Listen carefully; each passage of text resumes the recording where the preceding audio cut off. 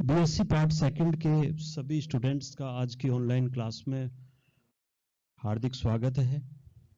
जैसा कि कल अपन देख रहे थे कि कार्बोक्सिलिक एसिड को किस तरीके से अपन सिंथेसाइज करते हैं और कुछ एक विधियों का कल अपन ने स्टडी की है, जैसे hydrolysis of nitriles, oxidation of methyl ketones, haloform reaction, oxidation of alkenes by गिरनार रिजेंट और आरंट आइस्टार्ट रिएक्शन, जिसमें अपन किसी एक कार्बन अधिक वाला अपन एल्केनोइक एसिड है उसको अपन सिंथेसाइज करते हैं। उसी को आगे बढ़ाते हुए आज अपन देखते हैं रिएक्शन ऑफ कार्बोक्सिलिक एसिड। तो यहां पर अपन देखेंगे कि कार्बोक्सिलिक एसिड है वो किस तरीके से जो अदर्स कंपाउंड हैं उनके साथ में रिएक्ट होते हैं और किस तरीके से वो रिएक्शन देते हैं। तो सबसे पहले अपन जो रिएक्शन है वो देखते हैं हेल-वेलार्ड जेलेंस्की रिएक्शन।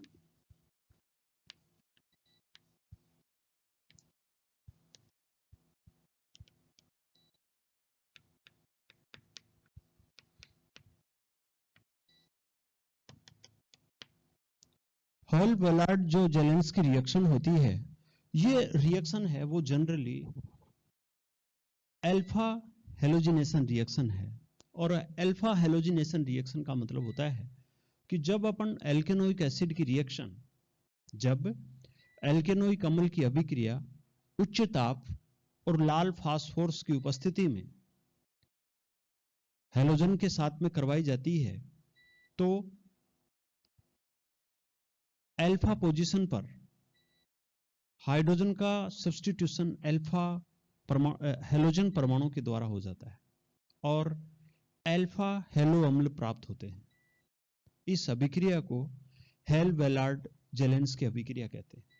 तो इसमें आप देख रहे हो कि अल्फा पोजीशन पर हाइड्रोजन हट जाता है और वहां पर हेलोजन एटम जुड़ जाता है। ठीक है, तो इस रिएक्शन को हेल-वेलार्ड जेलेंस्की रिएक्शन कहते हैं। आप इसको यूं भी समझ सकते हैं, जैसे आप यूं समझिए कि यहां पर CH3COOH और जब इसकी अभिक्रिया लाल फास्फोरस और हेलोजन की उपस्थिति में उच्च ताप के ऊपर करवाते हैं, तो आप देखिए ये कार्बोक्सिलिक समूह है और ये अल्फा कार्बन है। और इस अल्फा कार्बन पर जो हाइड्रोजन एटम है, उस हाइड्रोजन एटम का जो सब्स्टिट्यूशन है वो किसके द्वारा हो जाएगा? ब्रोमीन एटम के द्वारा हो जाएगा। तो यहां पर जो प्राप्त होता है वो होता है BrCH2COOH। तो इसको अपन बोलेंगे अल्फा ब्रोमो एसिटिक एसिड। ठीक है, तो आप यहां पर देख रहे हैं कि इस तरीके से यहां पर अल्फा हेलोजिनेशन हो रहा है और इसी रिएक्शन को अपन बोलते हैं हेल-वेलार्ड जेलेंस्की रिएक्शन। इसके आगे अपन कोई दूसरा एग्जांपल देखते हैं। तो दूसरे एग्जांपल में आप यूं देखिए कि जैसे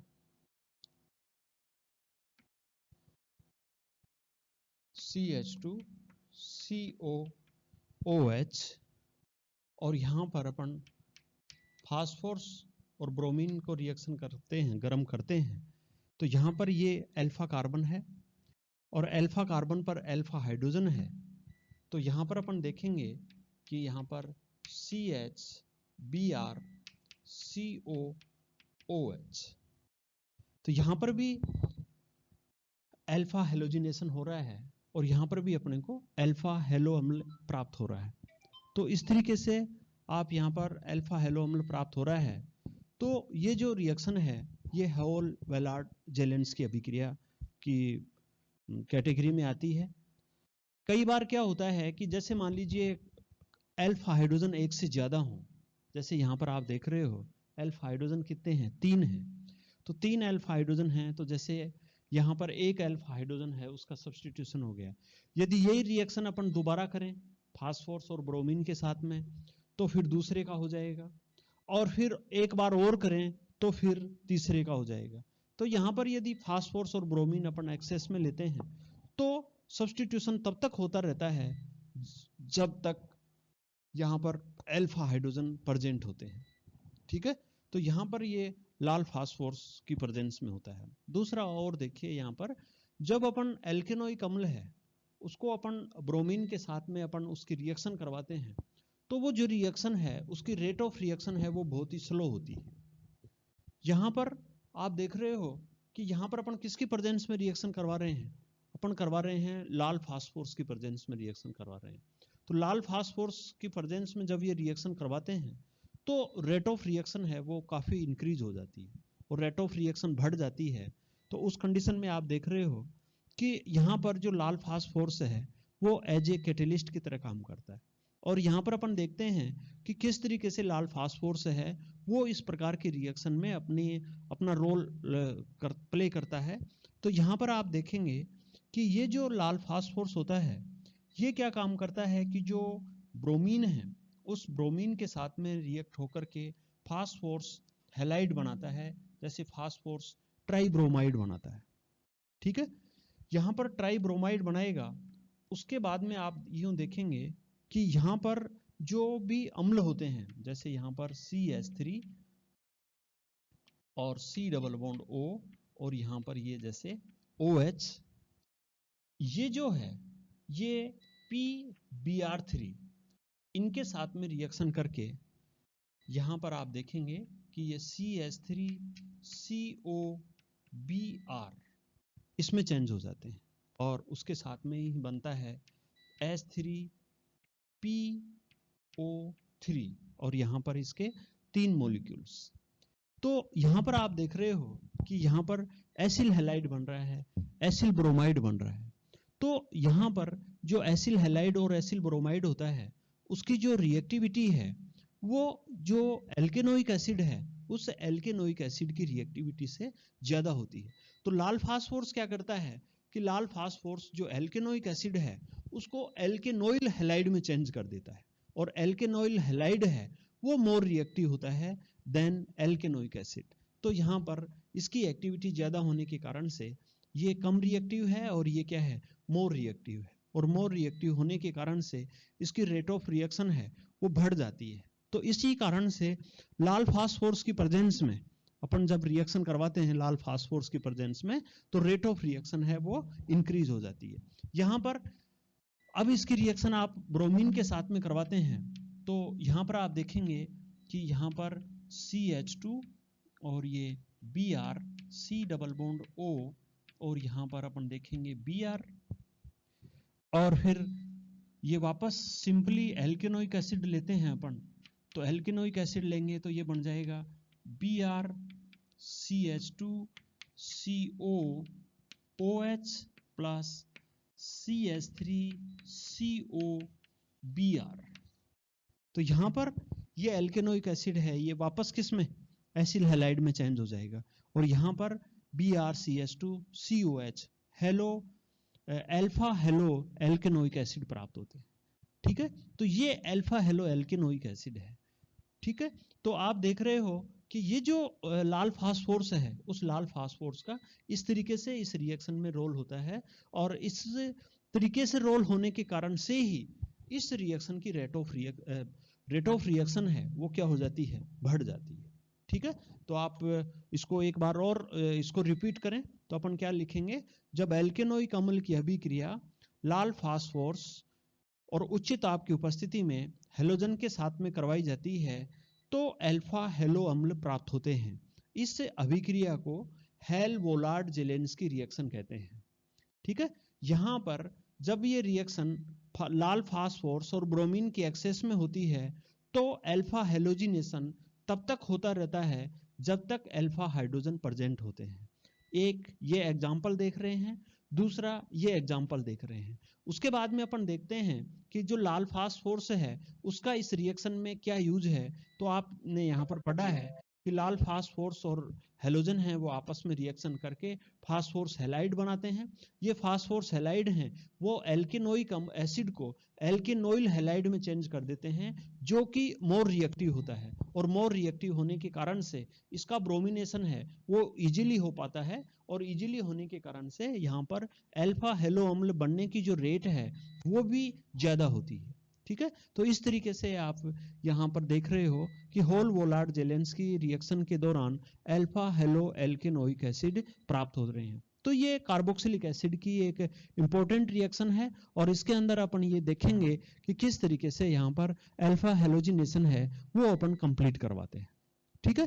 तो इस तरीके से ये इसकी एक रिएक्शन है। उसके बाद में अपन इसकी जो नेक्स्ट रिएक्शन है वो जो इससे संबंधित ही है कार्बोक्सिलिक एसिड से, वो रिएक्शन अपन देखते हैं।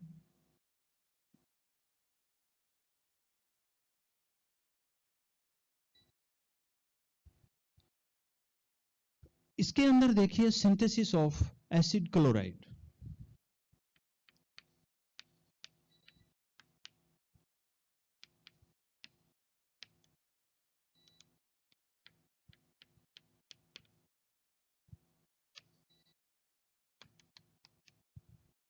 सिंथेसिस ऑफ एसिड क्लोराइड में अपन यहां पर देखते हैं कि जो हेलोजनी कारक जो रिजेंट होते हैं उनकी रिएक्शन आप एल्केनोइक एसिड से करवाते हैं। यहां पर ये देखने वाली बात है कि जो हेलोजनी कारक जो रिजेंट होते हैं वो कौन कौन से होते हैं। तो यहां पर आप देख सकते हैं कि PCl5 होते हैं, PCl3 होते हैं और SOCl2 होते हैं। तो आप यहां पर देख रहे हो कि फास्फोरस पेंटाक्लोराइड, फास्फोरस ट्राइक्लोराइड और थायोनिल क्लोराइड, तो सल्फर ऑक्सीक्लोराइड था ना, या थायोनिल क्लोराइड, इनकी प्रेजेंस में यहाँ पर हेलोजनीकरण हो जाता है और जो कार्बोक्सिलिक अम्ल है या जो एल्केनोइक अम्ल है उसके OH समूह का सब्स्टिट्यूशन है वो हेलोजन समूह के द्वारा हो जाता है। और जब OH समूह का सब्स्टिट्यूशन अभी अपन ने देखा है, जब हेलोजन के द्वारा हो जाता है तो वहां पर अपने को प्राप्त होता है एल्केनोइल हैलाइड, है ना। तो यहाँ पर ये एसिड एल्केनोइल हैलाइड या एसिड हैलाइड, है ना। तो यहाँ पर जैसे क्लोराइड स्पेसिफाई दे रखा है, इसके अलावा अपन और भी हैलाइड हैं, ब्रोमाइड और क्लोराइड हैं, उनको भी अपन इनके द्वारा सिंथेसाइज कर सकते हैं। ठीक है।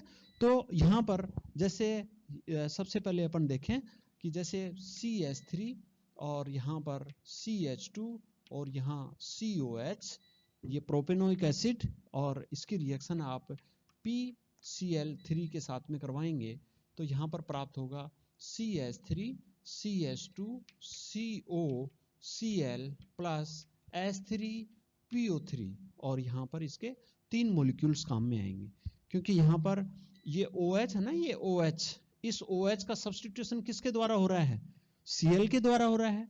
तो यहाँ पर कितने Cl हैं, 3 Cl हैं, तो यहाँ पर 3 OH समूह का सब्स्टिट्यूशन होगा, है ना।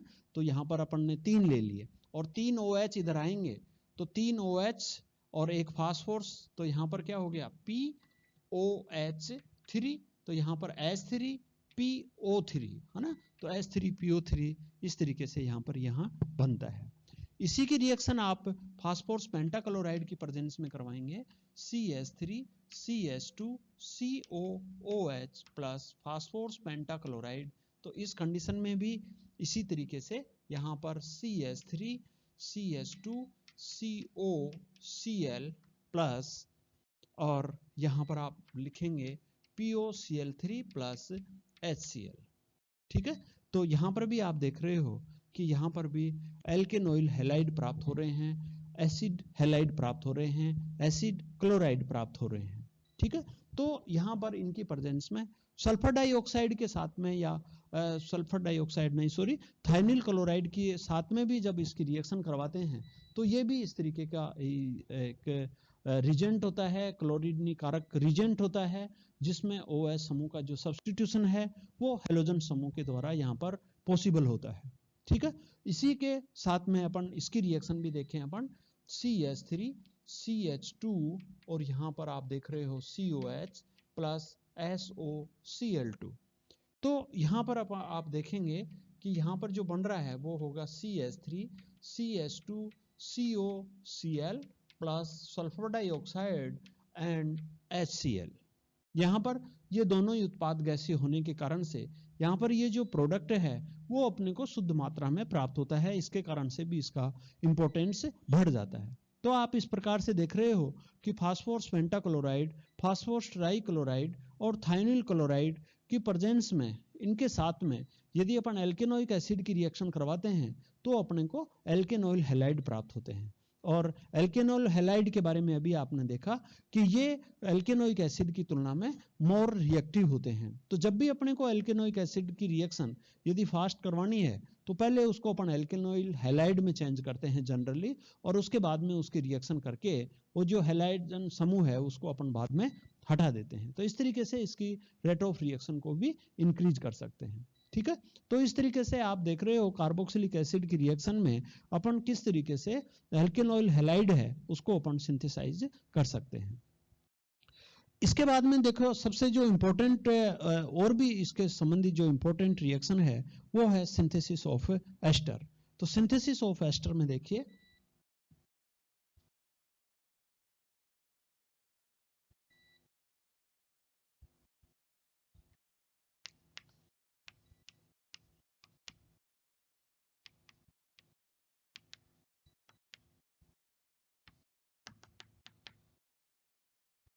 इस रिएक्शन को आप एस्टरिफिकेशन भी बोलते हैं, और एस्टरिफिकेशन में आप जानते हैं कि इसके द्वारा एस्टर का सिंथेसिस होता है। एस्टरिफिकेशन में आपने खूब वेल नोन रिएक्शन है और आपने खूब पढ़ा होगा कि जब एल्केनोइक अम्ल होते हैं उनकी रिएक्शन अपन एल्कोहल के साथ में करवाते हैं एसिड कैटेलिस्ट की प्रेजेंस में, तो वहां पर अपने को एस्टर प्राप्त होता है। तो यहाँ पर अपन पढ़ने जा रहे हैं एल्केनोइक अम्ल की रिएक्शन, कार्बोक्सिलिक अम्लों की अभिक्रिया।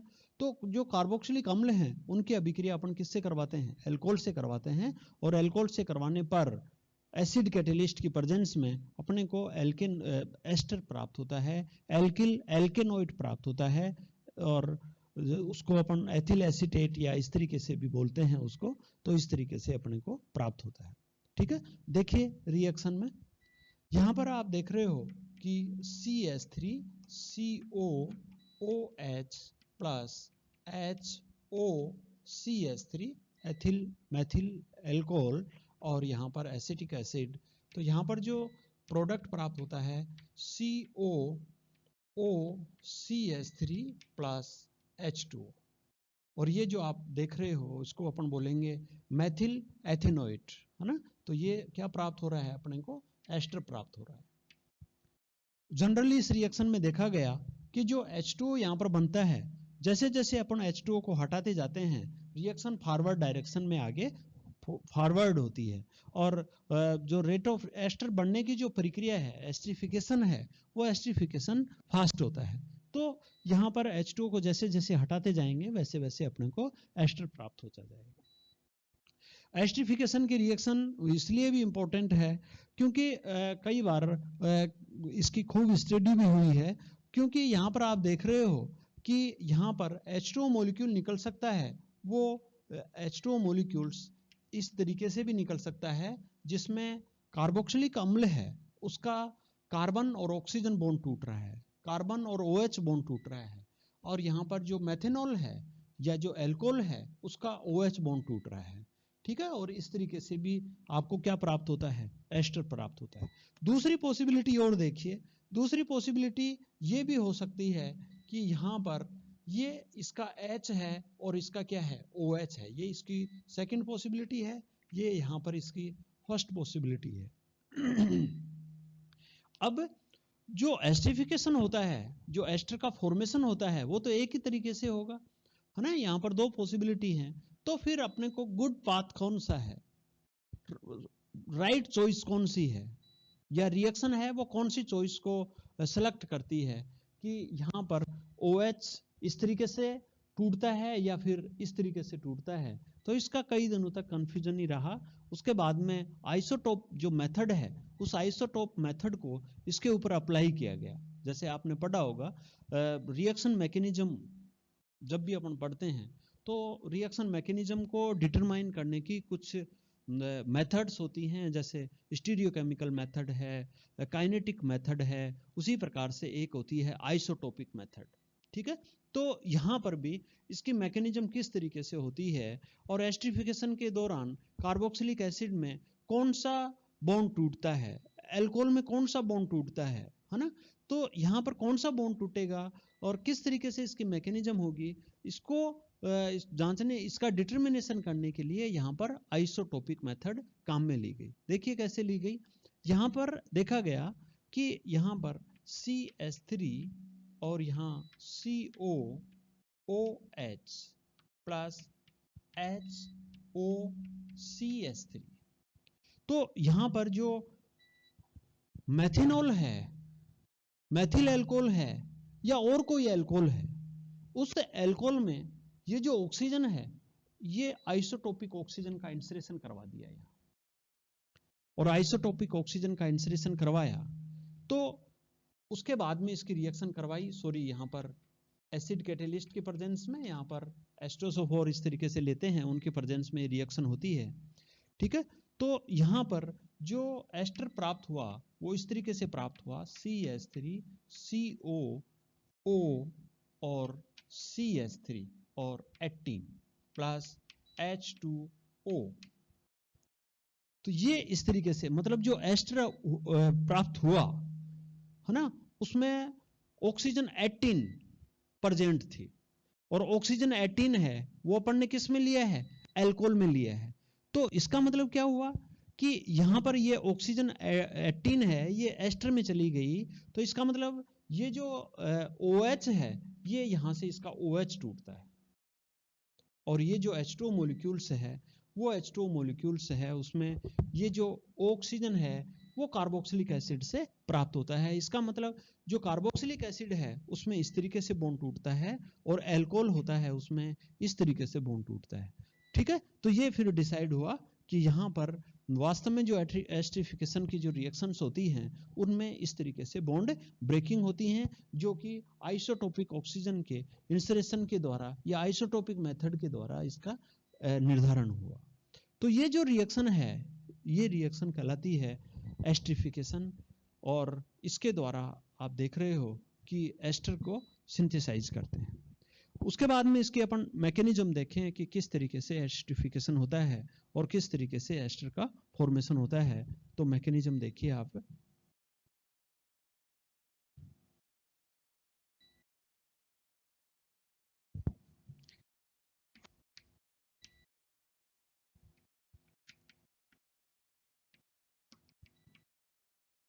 मैकेनिज्म में आप यहां पर यूं देख रहे हैं RCOOH और यहां पर ये H+, तो यहां पर ये लोन पेयर और ये लोन पेयर हैं, ये इसके साथ में जुड़ेंगे, तो यहां पर RCOH, इसने अपने इलेक्ट्रॉन डोनेट किए हैं, तो यहां पर पॉजिटिव चार्ज डबल बॉन्ड, और यहां पर OH, और यदि ये रेजोनेटिंग करेगा तो ये यहां पर, तो ये RCOH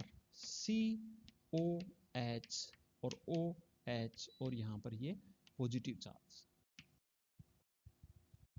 ठीक है, तो उसके बाद में एसिड कैटेलिस्ट की प्रेजेंस में रिएक्शन होती है, और एसिड कैटेलिस्ट की प्रेजेंस में ये इस तरीके से यहाँ पर फॉर्मेशन होता है। उसके बाद में अपन देखते हैं एल्कोहल। ठीक है, एल्कोहल देखेंगे तो यहाँ पर आप देख रहे हो कि ये कार्बोकैटाइन है। कार्बोकैटाइन एक इलेक्ट्रॉन डेफिशिएंट स्पीसीज होती है। तो जो एल्कोहल्स होते हैं, उस एल्कोहल्स में जो ऑक्सीजन के ऊपर जो लोन पेयर हैं वो एज ए न्यूक्लियोफिलिक अटैक करते हैं, और न्यूक्लियोफिलिक अटैक करके ये इस कार्बोकैटाइन के साथ में अटैच होते हैं। तो यहाँ पर आप देख रहे हो कि ये इस तरीके से और इस तरीके से होगा, तो RCOH OH O R H और R, और चूंकि इस ऑक्सीजन ने अपने लोन पेयर डोनेट किए हैं, इसके जो लोन पेयर है वो बॉन्ड फॉर्मेशन के रूप में काम में आए हैं, तो इस कारण से इस ऑक्सीजन के ऊपर आप देख रहे हो पॉजिटिव चार्ज। ठीक है, यहां पर देखिए यहां पर कि ये जो हैं, ये इस बॉन्ड के इलेक्ट्रॉन, इस ऑक्सीजन का पॉजिटिव चार्ज, तो ये जो लोन पेयर है, ये लोन पेयर है वो, ये जो H+ निकलता है उसका इंटरनली रूप से इसके साथ में अटैच हो जाता है। तो यहाँ पर जो बनेगा वो यहाँ पर RCOH, और यहाँ पर ये क्या बन जाएगा OH2, इसने ऑक्सीजन ने इलेक्ट्रॉन डोनेट किए हैं ना, तो इसके कारण से यहाँ पर क्या हो जाएगा, पॉजिटिव चार्ज। और इस बॉन्ड के इलेक्ट्रॉन हैं वो इस ऑक्सीजन के पास में गए हैं, तो यहाँ पर ऑक्सीजन के पास में जाने पर इसका पॉजिटिव चार्ज है वो क्या हो गया, खत्म हो गया। ठीक है। और आप जानते हो कि OH2 पॉजिटिव है वो एक गुड लिविंग ग्रुप होता है, और जो गुड लिविंग ग्रुप है वो आसानी से इजीली से लिविंग हो जाता है, लिव हो जाता है, हट जाता है। तो यहाँ पर भी ये जो ऑक्सीजन हाइड्रोजन का जो बॉन्ड है वो इसको एक ड्राइविंग फोर्स के रूप में काम करता है, और इस बॉन्ड के इलेक्ट्रॉन्स इधर आते हैं तो ये यहाँ पर ये इस तरीके से, या यूं कहें कि इसका जो लोन पेयर के जो इलेक्ट्रॉन्स हैं वो लोन पेयर के इलेक्ट्रॉन्स इस तरीके से, तो यहाँ पर ये OH2 समूह है ये यहाँ से रिलीव हो जाता है। तो यहाँ पर अपन देखेंगे कि ये R, ये C, O, H, और यहाँ पर पॉजिटिव चार्ज, और यहाँ पर क्या है, डबल बॉन्ड, यहाँ पर O और R, और यहाँ से क्या रिलीव हो गया, OH2। ठीक है। उसके बाद में यहाँ पर जो एसिड कैटेलिस्ट है, तो यहाँ से क्या रिमूव होगा, -H+, तो यहाँ पर प्राप्त होगा RC डबल बॉन्ड OR, और ये जो है ये आपको क्या प्राप्त होता है, एस्टर बनता है। तो ये जो मैकेनिज्म है ये एस्टरिफिकेशन की मैकेनिज्म है ना, जिसके अंदर एल्केनोइक अम्ल है, उसमें H+ की प्रेजेंस में यहाँ पर कार्बोकैटाइन्स बनता है, और इसके ऊपर एल्कोहल्स का अटैक होकर के यहाँ पर इस तरीके से H2 रिमूव होकर के अपने को एस्टर प्राप्त होता है। तो इस तरीके से आप देख रहे हो कि यहाँ पर आज के जो ऑनलाइन क्लास है उसमें अपन ने ये 3 रिएक्शन पढ़ी हैं। हेल-वेलार्ड जेलेंस्की रिएक्शन, इसके अंदर अल्फा हेलोजिनेशन होता है। दूसरा है सिंथेसिस ऑफ एसिड क्लोराइड, जिसमें PCl5, PCl3 और थायनिल क्लोराइड की प्रेजेंस में यहाँ पर एसिड क्लोराइड का सिंथेसिस होता है। और थर्ड है सिंथेसिस ऑफ एस्टर, जब कार्बोक्सिलिक एसिड की रिएक्शन अपन अल्कोहल से करवाते हैं एसिड कैटेलिस्ट की प्रेजेंस में, तो अपने को एस्टर प्राप्त होता है। और आइसोटोपिक मेथड के द्वारा ये भी क्लियर हो गया कि कहाँ से OH बॉन्ड टूटता है और H2 मॉलिक्यूल्स किस तरीके से रिमूव होता है ना, और ये इसकी क्या है, मैकेनिज्म है। तो आज की ऑनलाइन क्लास में आप बस इतना ही, और आगे की ऑनलाइन क्लास में बाकी की जो इनकी जो रिएक्शन है उनकी अपन स्टडी करेंगे। थैंक्स।